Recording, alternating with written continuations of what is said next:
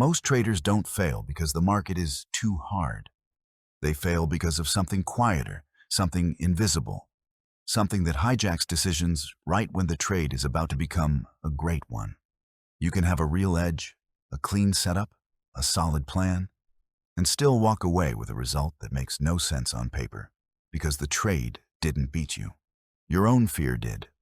Here's the uncomfortable stat behind that.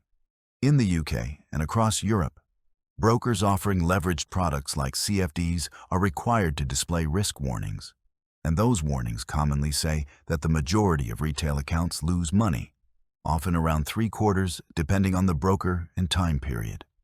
You've probably seen it on sites like IG or Plus 500. That doesn't mean markets are evil, but it does mean most traders are not losing because they lack information. They're losing because they can't execute under emotional pressure.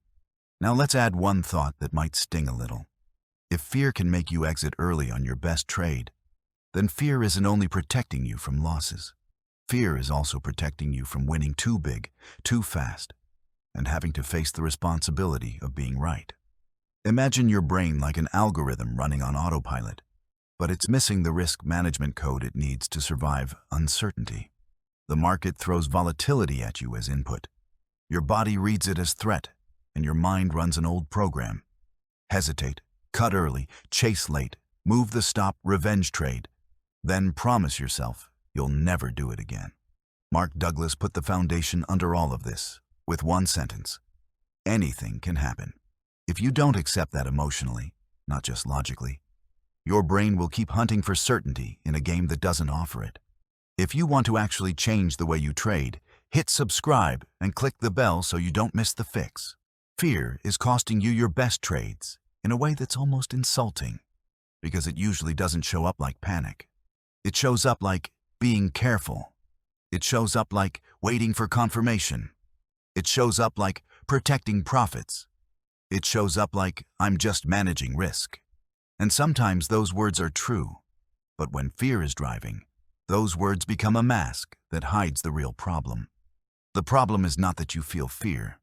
Fear is normal. Money is on the line, outcomes are uncertain, and your brain is designed to treat uncertainty like danger. The problem is the hidden habit of letting fear make micro decisions inside the trade without your permission. It edits your entries, edits your exits, edits your size, edits your stop, edits your patience, and then edits the story you tell yourself afterward so you don't have to admit what happened.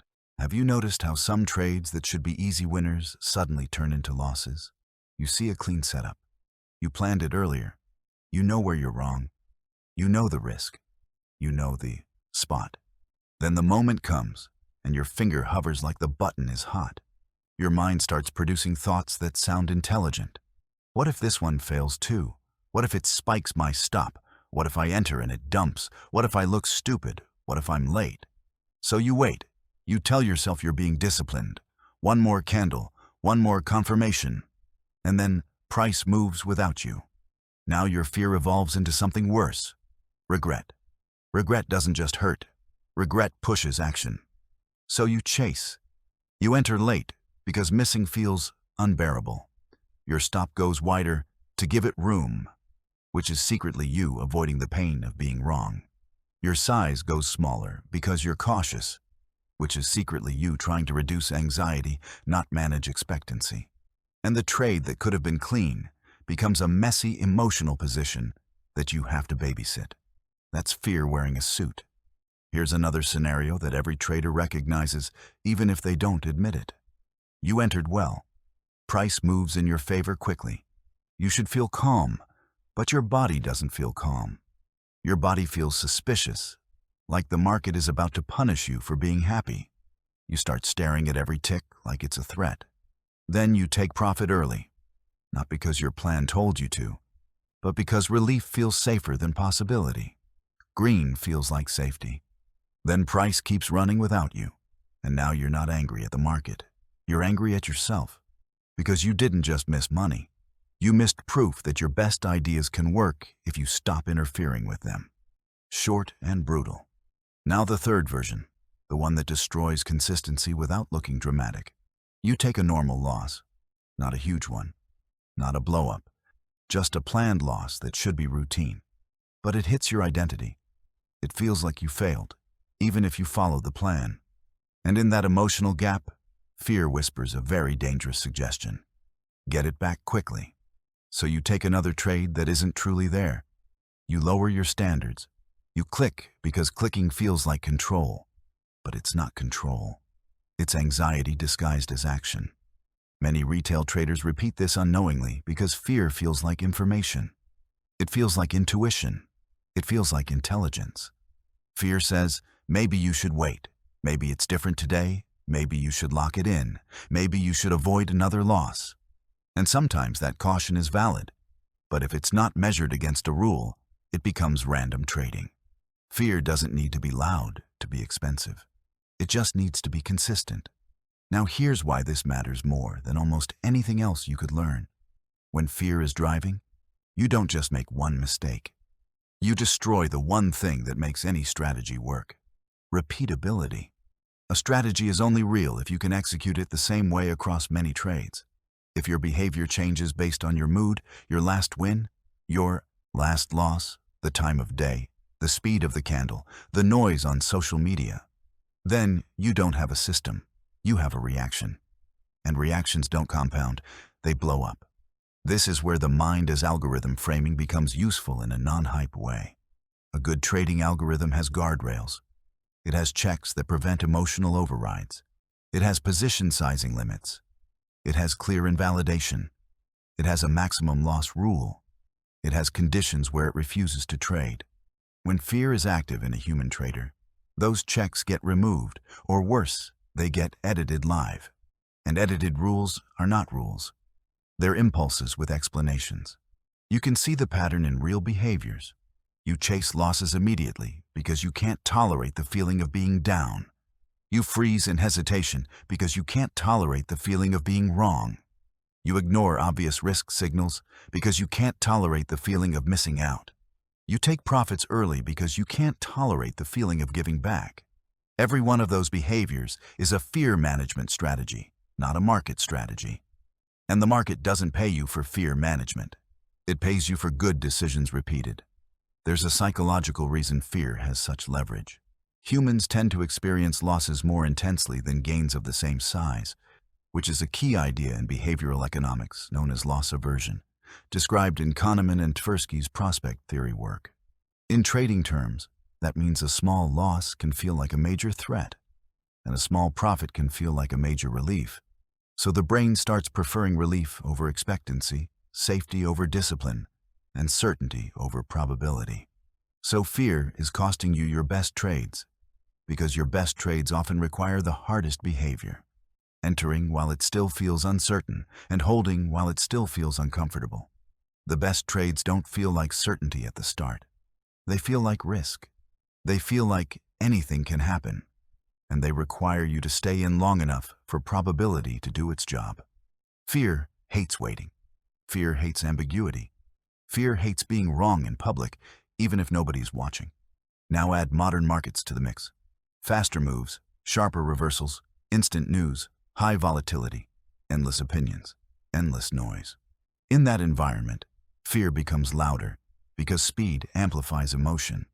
Your body reacts before your plan can speak. That's why you can be smart and still do something you promised yourself you would never do again. Like this video and comment below which habit is silently sabotaging your trades.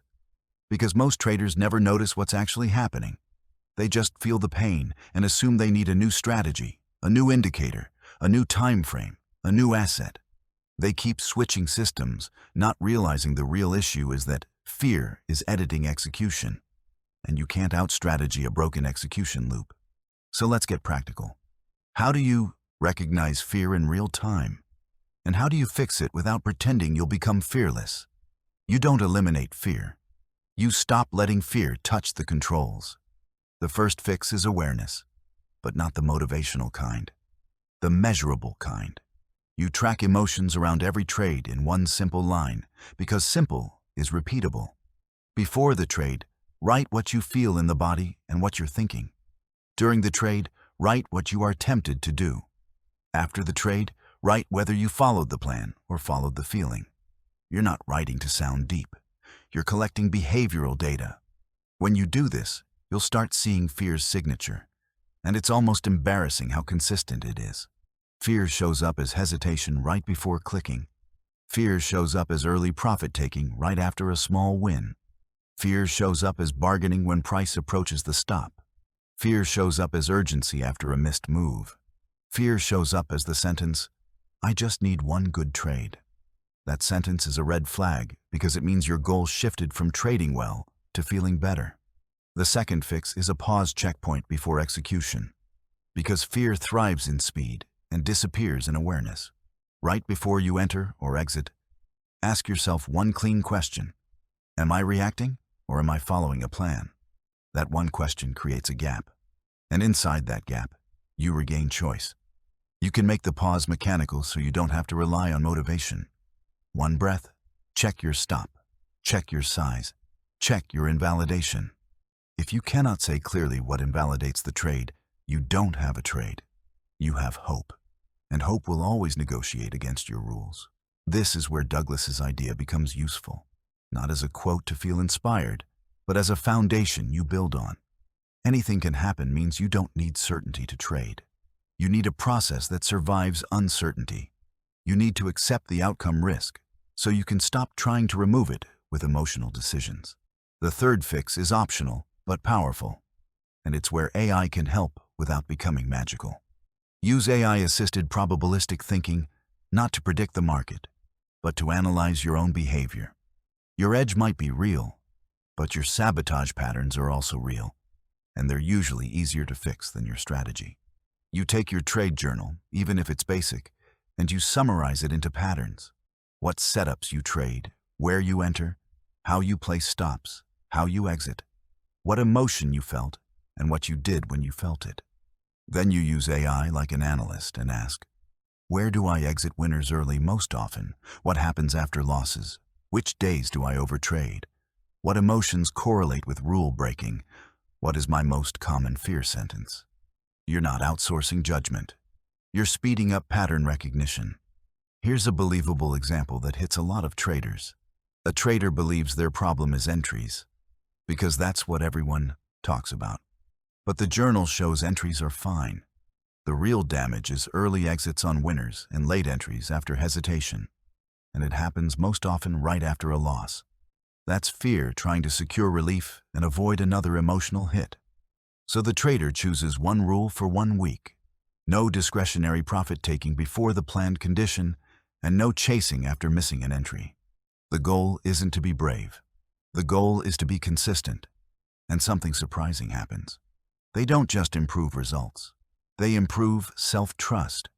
Because confidence isn't built by winning one trade. Confidence is built by doing what you said you would do, even when it feels uncomfortable. That's what separates a trader from a gambler. Gamblers chase feelings, traders follow process. Now let's connect the deep framing so this sticks. Fear is not just an emotion. Fear is a protective prediction. It predicts pain and tries to avoid it. In trading, pain isn't only losing money. Pain is being wrong. Pain is missing out. Pain is feeling out of control. Pain is losing the image you have of yourself as a good trader. So fear offers you decisions that reduce emotional pain now, even if they increase financial pain later. That is the trade you must refuse. What is the invisible habit controlling your trades? It's letting fear make micro-decisions inside uncertainty. Why does it matter? Because those micro-decisions compound into inconsistency, and inconsistency destroys any edge over time. How do you fix it? You install checkpoints, you track patterns, you commit to small rules that remove decision-making from the emotional peak, and you use data to expose what your nervous system is doing when the market heats up. Every pause compounds. Every planned loss you take without editing it compounds. Every time you let a winner breathe according to plan compounds. Over time, your brain learns something it has never fully learned in trading. Uncertainty is survivable. You don't have to rush. You don't have to bargain. You don't have to fix feelings with trades. Most traders don't realize this until fear costs them more than money. It costs them belief. It costs them the ability to sit through normal drawdowns. It costs them the patience required for an edge to play out. They start hiding from charts, then binging charts, then taking random trades just to feel in control, then hating themselves for it. That cycle isn't a strategy problem. That cycle is fear driving the car. Here's the identity shift that changes everything. You don't have to be the trader who keeps losing the same way. You can become a conscious risk manager, someone who expects uncertainty, respects that anything can happen, and executes anyway with structure. You measure success by process first, because outcomes are noisy in the short term, but behavior becomes destiny in the long term. So choose one fear habit you saw in yourself today. Hesitation, early profit-taking, moving stops, revenge trading. Then choose one micro-fix and commit to it for a week. Track the emotion. Pause before execution. Review the data. Don't aim for perfect. Aim for repeatable. Subscribe if you haven't yet. Hit like and comment which habit you're focusing on first. If you're ready to evolve your trading mind, this is your next step.